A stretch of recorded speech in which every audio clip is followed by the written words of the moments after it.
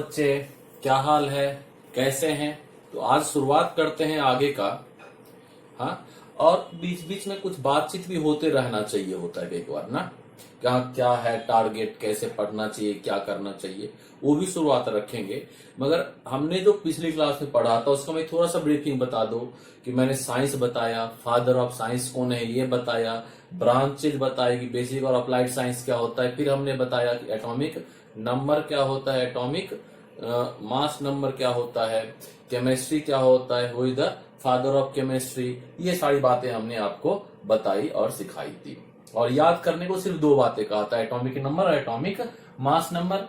और मैं बता दूं कि ये भी बताया था कि एटॉमिक नंबर आप लोग कहां पर लिखोगे, एटॉमिक नंबर को जेड से रिप्रेजेंट करते हैं और उसको लेफ्ट के टॉप में रखोगे, एटॉमिक मास नंबर को उसके ऊपर रखोगे। ये दो बातों को फोकस किया था, ठीक है। और फिर कहा था यहां पर क्या रखते हैं, एटॉमिसिटी और चार्ज रखते हैं। ये हमने थोड़ा सा आइडिया दे दिया था, मैंने कहा था डिटेल में बाद में बताऊंगा।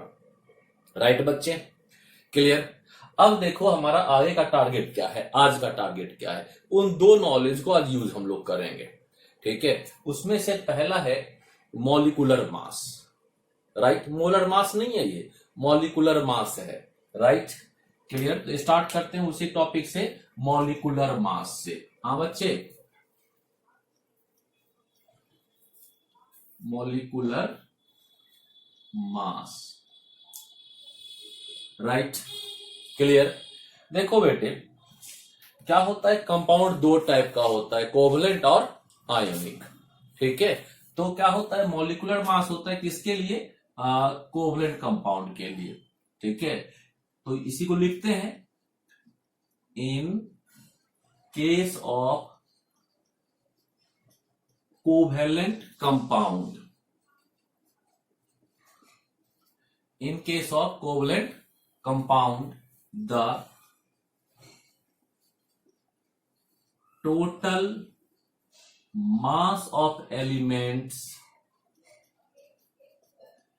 present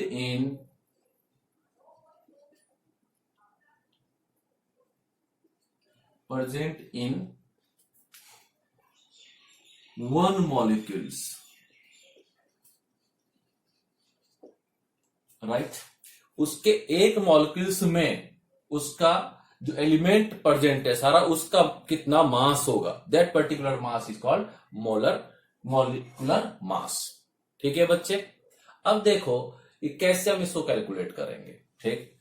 CO2 है, राइट, कोवलेंट कंपाउंड है। कार्बन का मास कितना होता है, याद किया था हमने, बिल्कुल यहां पर 12, ठीक है। और ऑक्सीजन का मास कितना याद किया था, 16, करेक्ट।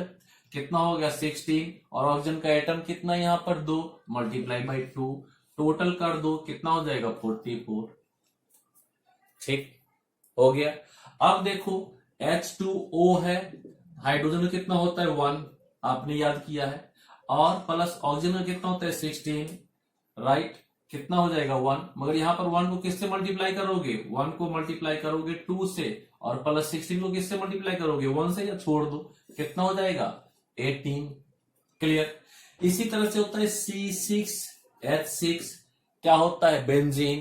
कार्बन का कितना होता है 12, आपने याद किया था, इनटू कितना होगा 6, प्लस हाइड्रोजन कितना होता है 1, आपने याद किया था, मल्टीप्लाई बाय कितना होगा 6, टोटल कितना हो जाएगा 78। मुझे याद है, धीरे धीरे आपको भी याद हो जाएगा, 5-7 कंपाउंड का, ठीक है बच्चे। राइट, अब देखो फिर क्या होता है, C7 और H8, क्या होगा 12 इंटू 7, आपने याद किया है, और प्लस 1 इंटू 8, हमने भी याद कर लिया है, राइट। मल्टीप्लाई करोगे कितना हो जाएगा, और सम करोगे 98, बॉड मास लगाया पहले, मल्टीप्लाई करके फिर सम कर लिया, करेक्ट। इसी तरह से क्या होता है, C12H22O11, अब देखो 12 इंटू कितना होगा 12, प्लस क्या होगा 1 इंटू 22, सारा याद है आपको, प्लस कितना हो जाएगा 16 इंटू 11, राइट, क्लियर हो गया। अब देखो 12 जो 144 हो गया, प्लस 22 प्लस कितना हो जाएगा ये, हाँ जल्दी जल्दी ऐड कर लो। आ गया बच्चे। अब देखो क्या हो गया, हमने अभी तक जो एलिमेंट यूज किया है, राइट, उसमें कितना एलिमेंट थे, मेनली वो यूज हुआ है 3, कार्बन, हाइड्रोजन और ऑक्सीजन। क्लियर हो गया? 3 4 2। राइट, इसका सम कितना आ जाएगा बच्चे? 342 आ गया। अब देखो इनका क्या हो गया, 3 एलिमेंट का यूज करने से इतने सारे कंपाउंड्स बन गए, ठीक है, और ये सारे कोवलेंट कंपाउंड है। इसी तरह से आप क्या कर सकते हो, CH4 का निकाल सकते हो, C2H6 का निकाल सकते हो। क्लियर? और यहां पर कितना आ गया था, 342 आया था बच्चे, ये C6 C12H22 O11 का, राइट। और कितने भी कोवलेंट कंपाउंड होंगे जिसको आप क्या कर सकते हो, इस बेसिस से निकाल सकते हो। ये जितने कंपाउंड्स मैंने बताए हैं मेनली उसमें ये क्या है, कार्बन, हाइड्रोजन और ऑक्सीजन आ रहा है, राइट बच्चे। अब कोई और कंपाउंड भी आ सकता है। क्लियर? अब जैसे मान लो NaO और H आ गया, इसको भी निकाल सकते हैं हम। कितना हो जाएगा, Na का कितना होता है 23। क्लियर? आपने याद किया था। सोडियम का कितना होता है 23, प्लस कितना हो जाएगा 16, प्लस कितना हो जाएगा 1, सम कर दो कितना हो जाएगा 40। इस तरह से आप बड़े सारे एलिमेंट को क्या करोगे, याद करोगे, कंपाउंड्स का भी याद होता चला जाएगा, राइट। अब देखो यहां पर क्या आता है, कई बार ना जब मैं बता रहा होता हूं पीछे से आवाज आती है, यू या ग्राम, ठीक है। बच्चे कहते हैं सर यू होगा, कुछ कहता है ग्राम होगा, आपस में शुरू हो जाता है, मुझे मौका भी नहीं मिलता कई बार बोलने का, आपस में डिस्कशन करने लगते हैं। आपके मन में भी चल रहा होगा, ठीक है। दोनों ही बच्चे सही बोल रहे हैं, दोनों में से कोई भी गलत नहीं बोल रहे हैं, ठीक है। एक्चुअली क्या होता है, यहां पर जब हम 1 मॉलिक्यूल्स लिखते हैं, क्या लिखते हैं 1 मॉलिक्यूल्स, और फिर क्या आता है 1 मोल, राइट बच्चे। क्लियर? तो क्या होता है, जब वो आप 1 मॉलिक्यूल्स ऑफ CO2 का मास कोई पूछ रहा है, 1 मॉलिक्यूल्स का तो मास कितना होगा 44 U, और 1 मोल का पूछेगा तो कितना हो जाएगा 44 ग्राम। इसी तरह से वाटर का देखो कितना हो जाएगा 18 U और 18 ग्राम। सिमिलरली बेंजीन का कितना होगा 78 U और 78 ग्राम। लाइकवाइज आप बाकी सारे एलिमेंट में भी इसी तरह से U और ग्राम यूज कर सकते हो। क्लियर? यू जब भी आप लिखोगे, यूनिफाइड मास यूनिट होता है, अब इसके बारे में पढ़ेंगे और डिटेल से। क्या होगा, यू लिखोगे जब मॉलिक्यूल्स सिंगल मॉलिक्यूल्स होगा तो, और जब 1 मोल होगा तो उसमें कितने मॉलिक्यूल्स होते हैं, उसमें 6.022 इंटू 10 की पावर 23 मॉलिक्यूल्स होते हैं। उतने मॉलिक्यूल्स का इकट्ठा मास जब होगा तब वो 44 ग्राम होगा, और उसमें से जब डिवाइड कर दोगे इसको 6.022 इंटू 10 की पावर 23 से, ये किस में कन्वर्ट हो जाएगा, यू में कन्वर्ट हो चुका होगा। इसको कन्वर्ट करके मैं बताऊंगा, अभी आपको 2 यूनिट यूज करने का तरीका बता दिया, राइट। कोई डाउट नहीं है बच्चे? चलिए अब अगला टॉपिक होता है कि मॉलिक्यूलर मास के बाद अगला आता है क्या चीज, फॉर्मूला मास। दोनों में कोई डिफरेंस नहीं है, मगर एक बेसिक डिफरेंस है, इसलिए दोनों को अलग अलग रखते हैं हम, राइट। इरेज कर लेते हैं इसे। यू और ग्राम कब लगाना है, आज आपने ये जरूर सीखा। यू लिखोगे जब मॉलिक्यूल्स होगा, पर मॉलिक्यूल्स होगा, और ग्राम लिखोगे जब पर मोल होगा ना, बिल्कुल सही। चलिए अब अगला टॉपिक आता है बेटे हमारा कौन सा, अगला टॉपिक आता है formula mass.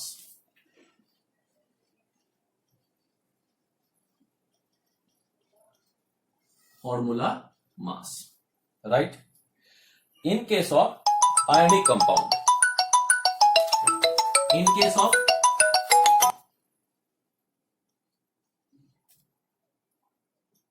ionic compounds, the total mass of elements present in one formula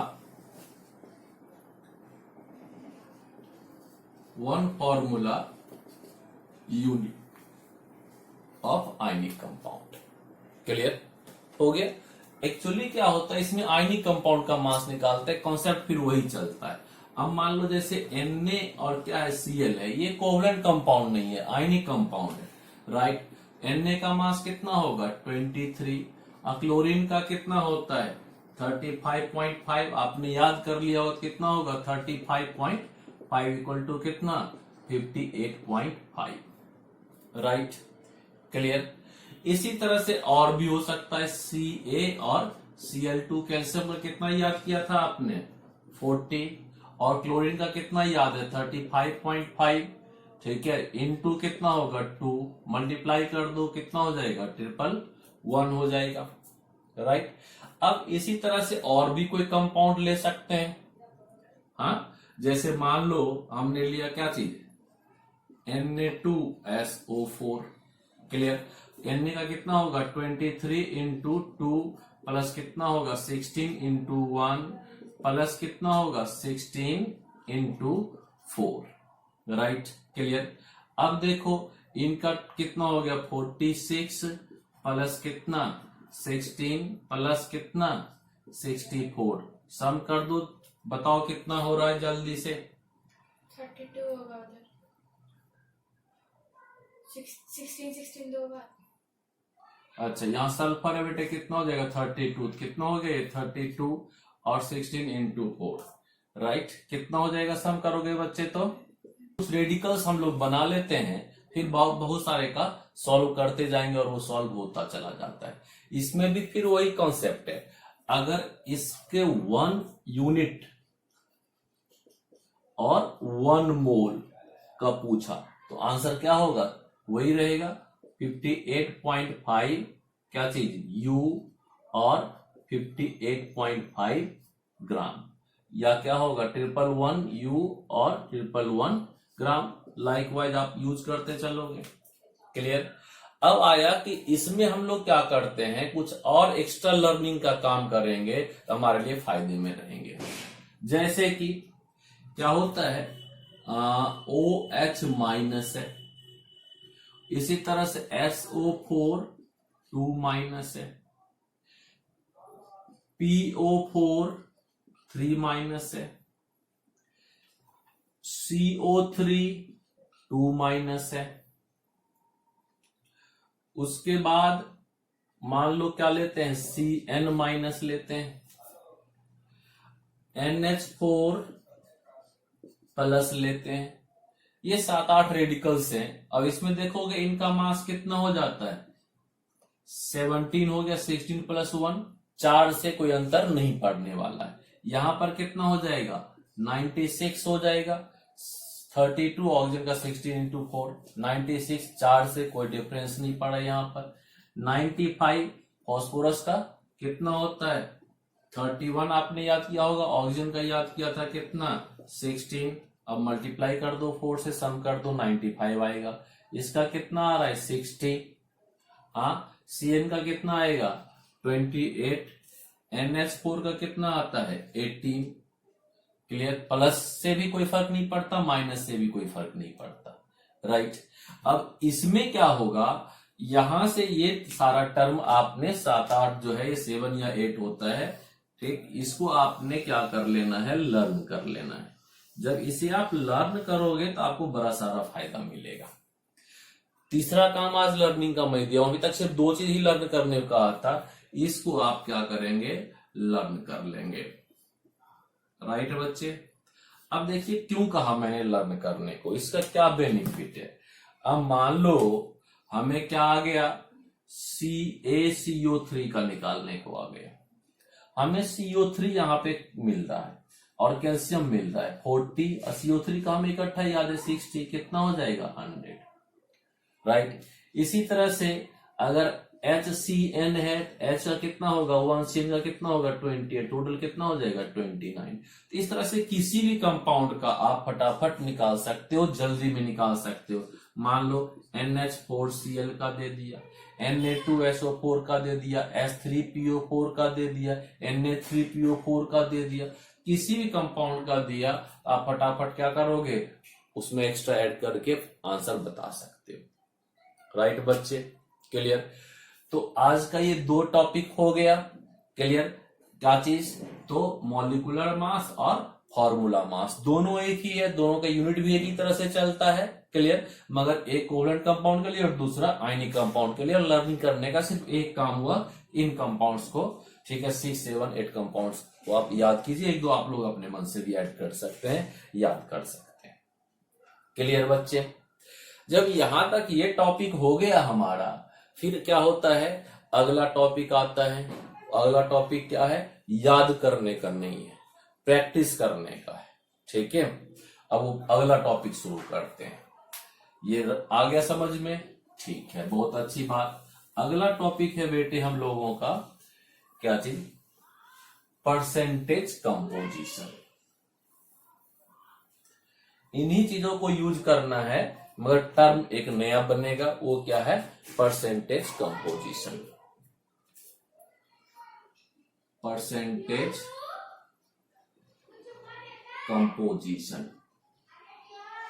हाँ बच्चे, क्लियर? देखो इसमें भी बहुत चीज आगे आता है। अभी हम लोग की दूसरी क्लास है और बेसिक चीजें समझना है। क्लियर? परसेंटेज कंपोजिशन में यहां पर एक ही कंपोजिशन में लिख रहा हूं, वेट वर्सेस वेट, और समझाऊंगा भी आगे नहीं अभी, राइट? वेट वर्सेस वेट, इसमें क्या होता है, वेट ऑफ वन कंपोनेंट कोई भी लो, ए अपॉन में वेट टोटल जितना कंपोनेंट है इनटू किससे मल्टीप्लाई करोगे, 100 से। ये तीसरा फॉर्मूला हो गया जो आज आपको याद रखना है, ये दूसरा फॉर्मूला होगा। क्लियर हो गया? वेट वर्सेस वेट में परसेंटेज कंपोजिशन निकालना है। क्लियर?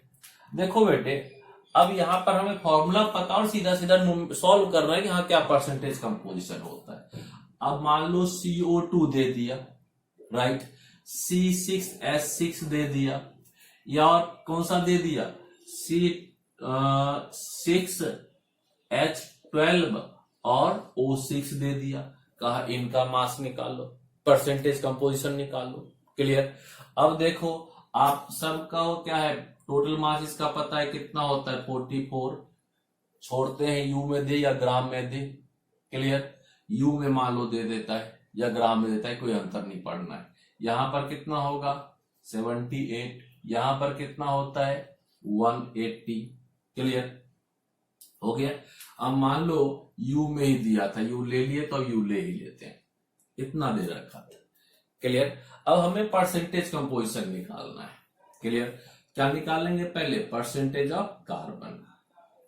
परसेंटेज ऑफ कार्बन कितना होगा, कार्बन का मास कितना है यहाँ पर 12 अपॉन में 44 इंटू 100। यही करोगे। क्लियर? सॉल्व करोगे तो कितना आएगा, 27.27%। याद रहता है कि एक बार भूल जाते हैं, आप एक बार क्रॉस चेक कर लेंगे। इस तरह से परसेंटेज ऑफ ऑक्सीजन अगर निकालने को देगा तो कितना होगा, 32 अपॉन में 44 इंटू 100, क्योंकि ऑक्सीजन का 2 है तो 16 टू 32 अपॉन में टोटल मास इंटू 100। क्लियर? क्या होगा, 72.73% आ गया। राइट बच्चे? क्लियर? अब ये निकाल लिया हमने, पूछा हमसे 2 मार्क्स का क्वेश्चन दिया, 1 मार्क्स का दिया, उनकी मर्जी, हमने सॉल्व कर दिया। राइट? इसी तरह से यहां पर क्या है, परसेंटेज ऑफ कार्बन कितना होगा, 12 इंटू कितना हो जाएगा, 6, कितना होगा 72 अपॉन में 78 इंटू 100। राइट? सॉल्व करोगे कितना होगा, 92.7%। और परसेंटेज ऑफ हाइड्रोजन अगर आप निकालोगे 92.3 आना चाहिए बच्चे, और परसेंटेज ऑफ हाइड्रोजन निकालोगे तो कितना हो जाएगा, 6 अपॉन में 78 इंटू 100, 7.7%।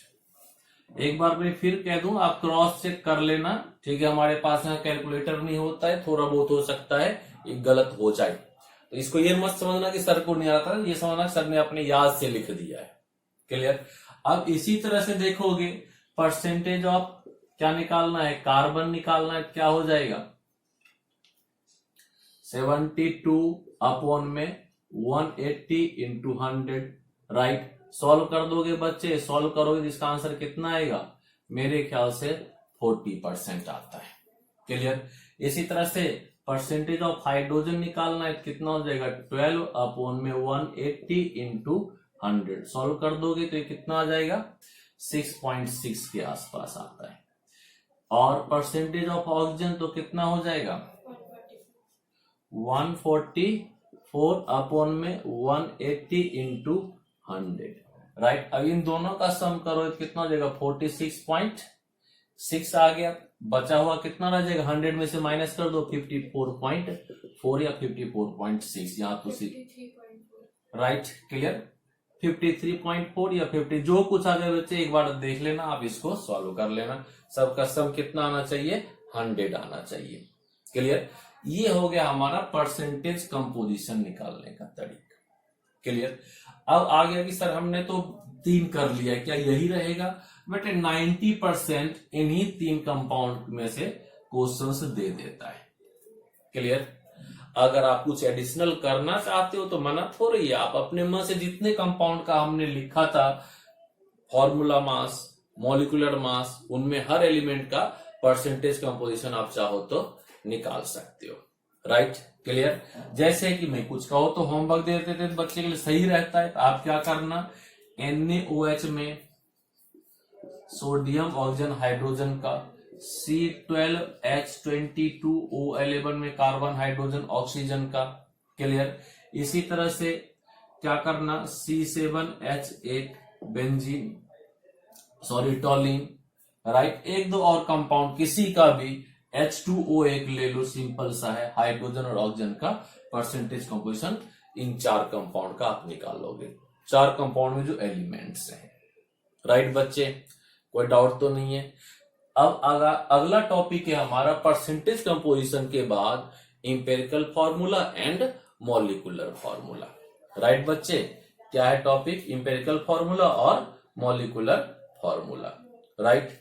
शुरुआत करें, ठीक है, आपने कह दिया तो फिर चूकना नहीं है, शुरुआत कर ही देनी है। परसेंटेज कंपोजिशन के बाद आता है empirical formula and molecular formula. इसमें भी कुछ नया नहीं है, जो पुरानी बात हमने किया है, ठीक है, उसी को एक बार फिर थोरो करना होता है, रिवाइज करना होता है, क्लियर। क्या टॉपिक बताया बेटे मैंने, इंपेरिकल फॉर्मूला। शुरू करें,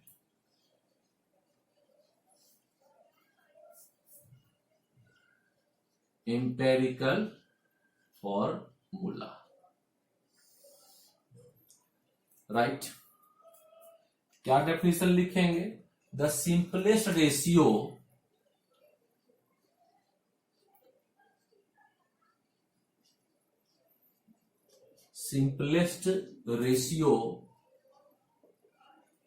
of element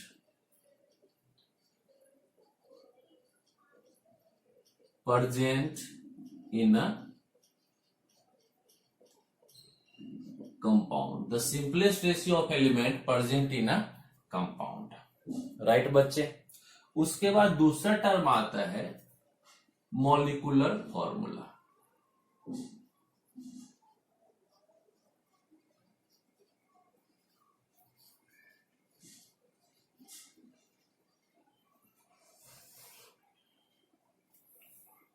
क्या लिखोगे, द